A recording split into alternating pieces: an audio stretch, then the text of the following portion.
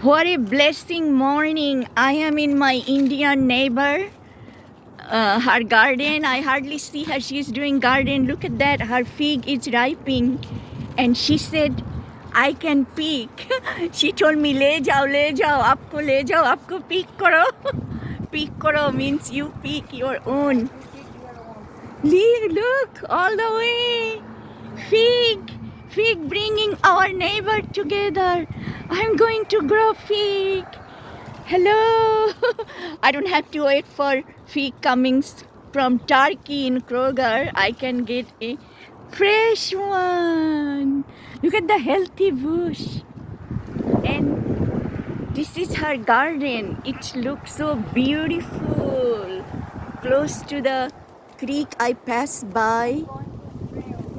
Didi, namaste. Here is the bitter melon. Thank you. Woo! Look here, I'm picking one fig. Right here, see the ripe one. Here is the ripe one. So happy morning with the fig.